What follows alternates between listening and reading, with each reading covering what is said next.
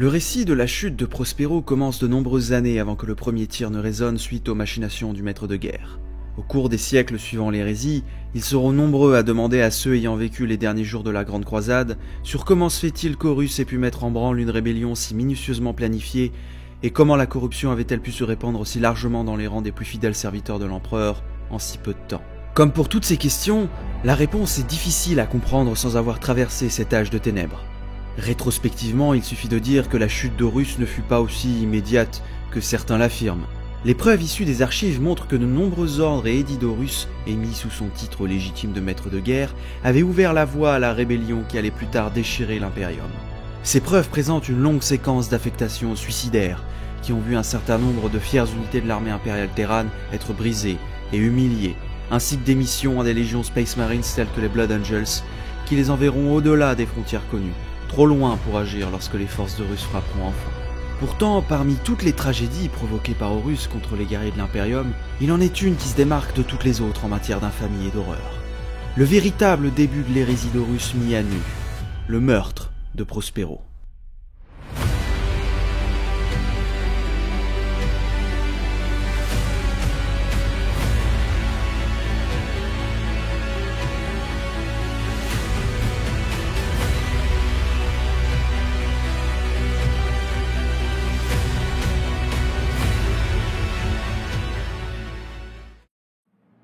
Le choc de Nicaea se fit ressentir dans toutes les forces de la Grande Croisade, mais surtout chez les Thousand Sons, ou du moins, il aurait dû l'être. Après le concile de Nicaea, les Thousand Sons humiliés retournèrent se battre dans la Grande Croisade, sauf Magnus qui s'installa dans les grandes bibliothèques de Prospero, travaillant sur un objectif qu'il dissimula à ses frères et même à ses propres fils. Pendant près de 3 ans, les guerriers de Prospero poursuivirent les guerres de l'empereur à la manière des temps anciens, avec bolter et épée à la main, sans utiliser ouvertement les pouvoirs qu'ils avaient auparavant glorifiés. En dépit de l'absence de Magnus et de la sorcellerie qu'il enseignait, de nouvelles campagnes furent menées par les Thousand Sons au cours de cette période, et nombre de mondes furent amenés à se soumettre à la conformité durant cette brève période. Nombreux furent ceux à l'époque qui virent dans le succès des dernières actions de la Légion une preuve que la sagesse de l'empereur portait ses fruits.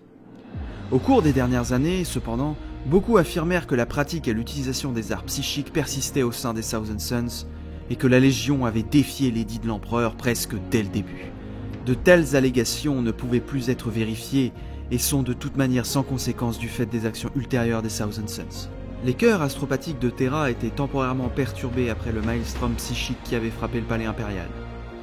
Plusieurs semaines se seraient écoulées avant que le jugement prononcé sur Prospero et l'ordre de censure publié par l'empereur ne parviennent à ces deux destinations, Fenris et la cour de Lemanros, et le conseil d'Horus.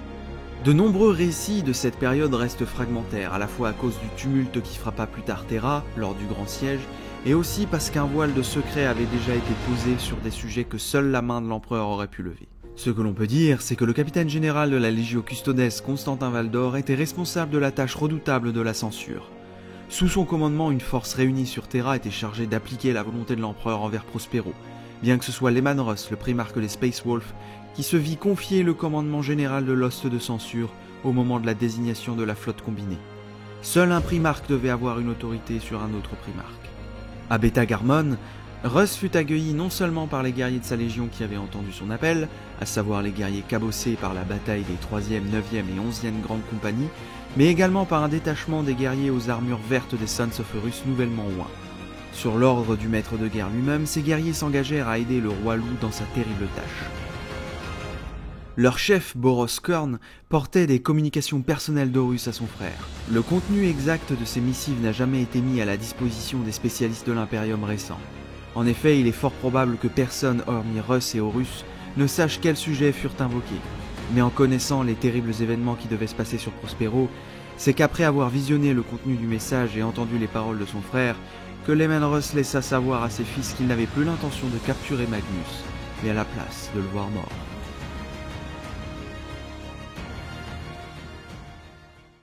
Bien que la plupart des munitions et équipements acquis soient conformes au modèle standard et visaient probablement à redonner aux grandes compagnies fatiguées une meilleure force de combat en matériel sinon en main-d'œuvre, d'autres acquisitions matérielles suggèrent des motifs plus sombres.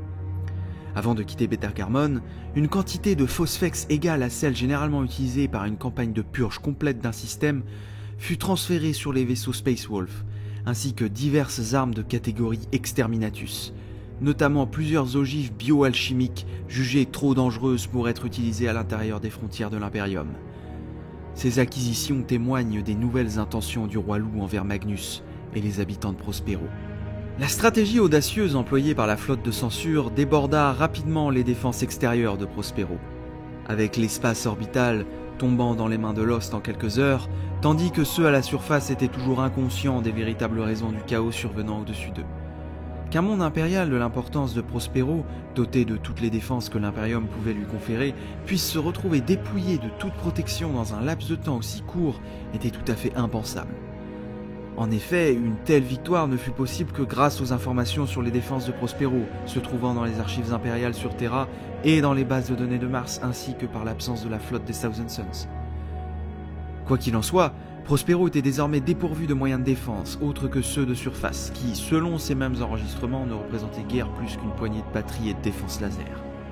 Sur la planète, les attaques initiales provoquèrent un chaos considérable dans l'administration civile, perturbant les pôles de communication et faisant pleuvoir des débris sur la surface.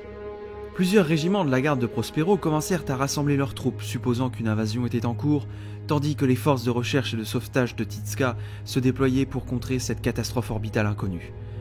Tout cela ne fit qu'intensifier la confusion qui se propagea dans les échelons de commandement du gouvernement de Titska. Les Thousand Suns eux-mêmes se turent, les commandants de compagnie s'enfermant en conseil tandis que leurs guerriers refusaient de se déplacer sans ordre. En orbite, malgré les insinuations d'Horus Lupercal, Leman Russ concéda qu'il ne libérerait pas toutes les capacités destructrices de sa flotte de guerre, laissant au moins une chance à son frère d'expliquer sa folie apparente.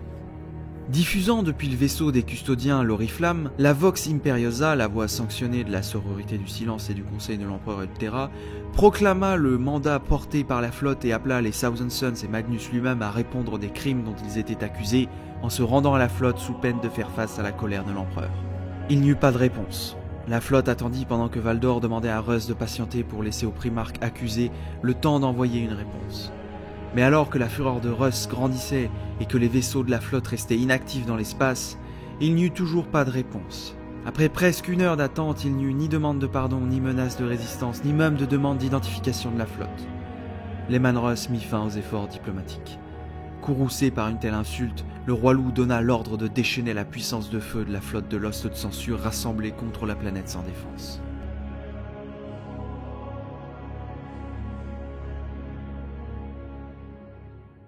De toutes les actions entreprises par Lost de censure pendant cette étape des combats à Titska, la seule à avoir connu un certain succès fut l'assaut contre les demeures palatines, là où l'assaut initial de la Legio Custodes s'était stoppé face à la puissance magique des Thousand Suns.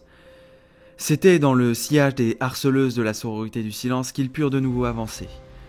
Les froides guerrières sans âme de l'ordre menèrent l'assaut, s'infiltrant dans les avenues à colonnes sans alerter les capacités psychiques des Thousand Suns et tombant sur leurs sentinelles lorsque la Legio Custodes reprit son assaut féroce.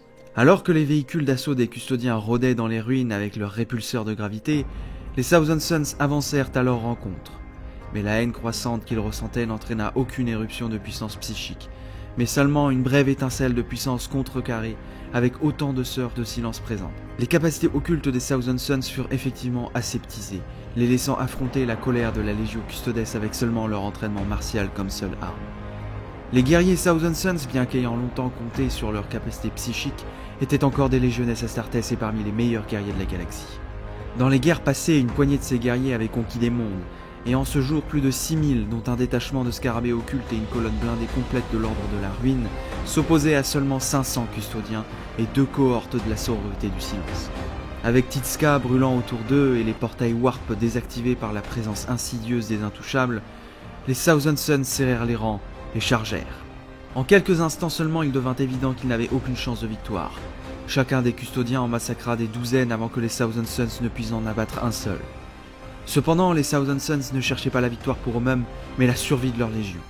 L'avant-garde se jeta sur les custodiens, se sacrifiant pour permettre à leurs frères de percer les lignes de front et d'engager les Sœurs du Silence, cherchant à tuer le plus possible avant de tomber. Tout au long de la bataille de Titska et pendant les longs mois de l'approche de Lost de censure vers Prospero, Magnus était resté silencieux, dissimulant sa présence et ses conseils à ses fils. Il n'avait pas pris part au combat ni pour sauver sa légion, ni pour protéger les habitants de Titska, ni même pour préserver les précieuses connaissances contenues dans les nombreuses bibliothèques de sa ville.